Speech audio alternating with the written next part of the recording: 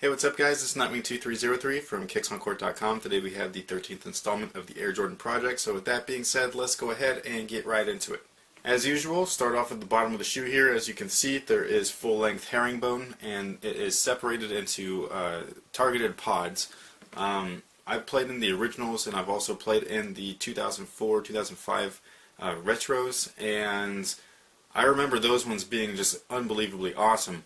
When I first put these guys on here and started playing the first night, I was just super pissed. I was a little bit disappointed. I was sliding around all over the place. However, if you keep playing in them, they just get better. So the traction actually does need some break-in time, most likely because the pods are recessed into the rubber here, whereas I've been getting used to the like more aggressive kind of traction patterns where it's like encompassing most of the sole. So this was just a little bit of a change of pace. So like it just wasn't what I remembered, but it started getting to the way that I remembered it towards the end of my playing time in these, and it ended up playing really, really well, especially after I'd say about maybe like 4 or 5 days worth of good break-in time, about 2 to 3 hours a night. So it takes a little bit of time, but it's not anything to complain about.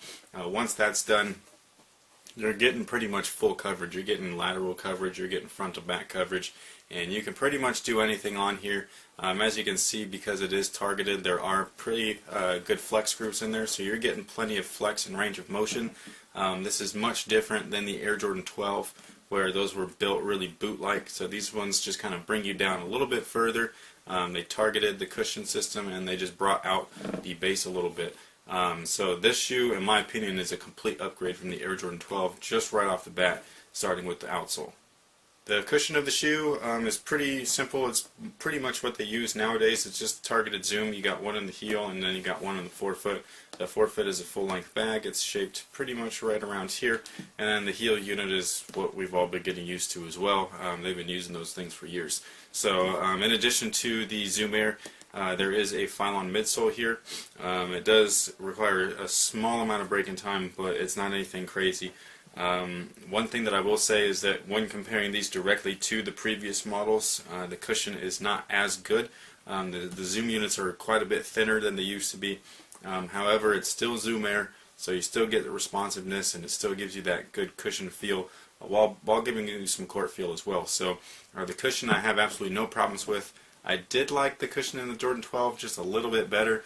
It had a little bit more like spring to it, but other than that, I thought that this was perfectly fine. Just going to zoom up real quick for the beginning of the materials. This is the 2010 version, I believe. The newer ones are a little bit better in the materials, but this is something that I think was a problem. I don't know if you're going to be able to even see that, but basically it's split right here. And it did it in a few different sections. Now, the first thing that you're probably thinking is, oh man, Jordan Brand's quality is crap. That's actually only partially true. This particular model, like this retro here, the material is not as good as the rest of them. Like the rest of them meaning the newest ones. However, the reason why that's split is because of the top coat, the polyurethane coat that I keep explaining that's on split grains. A lot of people like to just say, oh, this is full grain leather. It's really not full grain leather. Full grain leather is a lot thicker than this. It's much more durable. You can feel the difference, you can smell the difference, and all of that kind of good stuff. This is a split grain with a polyurethane coat on top of the leather to protect it. With that coat, you can pretty much do anything to it. You can add colors, textures, make it look tumbled, you can make it look textured, you can make it look like Stingray, you can make it look like anything you want. So the part that actually split was the polyurethane coat. So the leather's still intact. It's just the coat was bonded to the glue itself on the midsole. Is that going to mean that the midsole is going to fall off? No, it doesn't. That's still attached perfectly fine, and it's attached to the Strobel board, which is attached to the entire upper. So you're not going to have your shoe fall apart on you. However, I do not like when shoes do that. That's one of the downsides to polyurethane coated leather, in my opinion. So with that being said, I am going to have to knock down the score on the leather on this guy here.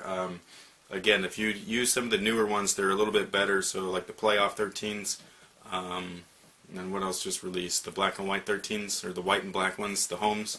A lot of people like to call them the He Got Games. And There are some other ones. Oh, the black and red 13s that just released this year too. So I would choose one of those over like this guy here, unless you just wanted to have a pair to play in. This is going to be just fine. As far as the fit is concerned, they fit true to size. The newest ones from this most recent year and the playoffs from last year, they feel like they're a little bit big. I don't know why. It's the same thing with those 12s that I played in as well. They ran fine for me in 2009, and then the rest of them, they feel a little bit bigger. I don't know if they're being made at different factories or whatever, but these ones fit me fine. The newest ones, I'd go down half a size to get that snug, contained fit. That's just me personally. You guys could do what you want to do. If you end up buying your regular size and they feel like they're a little bit too big, just place another insole in there and it'll lift you up enough to where it feels like you're wearing the correct size. As far as the lockdown goes, the midfoot lockdown is amazing. Everything just keeps your foot in place. Even the heel lockdown is nothing to complain about. The only thing is that once the leather's broken in a little bit, you're going to have to readjust your laces. That's perfectly fine and normal for leather-based sneakers. This is something that you just kind of have to deal with if you choose to wear something that's made out of raw materials versus a plastic or a synthetic, that what most of the newest models are made out of. So I think that the fit is awesome though. This is probably one of my favorite Air Jordans just ever. These and the 14s, they're, as far as like me being a kid, like they're definitely my favorites to play in. Recently, as far as me being a lot older now, I do really like the 12s, and again, I still like the 13s just as much. The Air Jordan 13 quite possibly is the least ventilated Air Jordan to date. That and the 12, I mean, they're pretty much close to each other. However, I just like, this one doesn't breathe very well at all. There are perforations throughout the tongue. However, the entire back is lined, and there is padding in there, so it just kind of restricts a lot of that movement. Or not movement, but the airflow. And then as you can see here, the rest of the material is just straight up leather with that polyurethane coat, which is not breathable whatsoever. So are the pairs that have the mesh siding a little bit more breathable? It's quite possible you're going to get a little bit more heat to escape out of those, but as far as this version goes here, it's just not happening. The overall support comes from the fit as well as the carbon fiber shank at the base of the shoe. This just adds some torsional support and rigidity, along with some arch support, and it's not a spring plate. So the Jordan 12 and the Jordan 11s had one that ran almost full length across the bottom of the foot. This one's very sectioned. It just kind of stays within this area, reduces weight a little bit, and it allows for a lot more flexibility, whereas the other two models previously were a little bit stiff in the midsole. As I was saying, the overall fit is going to provide you with the rest of the support, the containment, and the lockdown. Once the break-in period is done, you're just going to readjust your laces. You're going to be perfectly fine afterwards. And the level of support will vary depending on the colorway that you choose. Obviously, the pairs that are like this that have primarily a leather upper, those are going to offer you a lot more support than the version with the mesh siding. However, if you like range of motion and things like that, then I'd go with the mesh versus the leather, because this is going to be a little bit more restrictive. Just a quick recap. The traction, solid after break-in period. I give these guys a solid 9.5 out of 10. The cushion's not what it used to be, but it's still very good, and it's Zoom Air, so you get some forefoot cushion and you get some heel cushion, plus it's responsive and low to the ground for good court feel. So with that, I give them a solid 9. The material on this particular pair was lacking just a little bit as far as its overall durability goes. The newer pairs might not be the same way. However, this is the pair that I'm testing, so with that, I'm going to give the material a 7.5 out of 10. I felt that the overall fit was awesome. The lockdown was great. I had no complaints whatsoever, so with that, I give them a 9 out of 10. Ventilation sucks. It gets a 0. Sorry. The overall support with the combined fit and the lockdown I thought was great. Basically, it just gets a 9 out of 10. So the overall score for the Air Jordan 13 is a 7.5. That's a slight roundup just because it's going to be crazy hard for me to edit like a 7.33 score on a scale, like a little shoe icon that I do on the scorecards that are on the website. So it's going to be a 7.5 out of 10.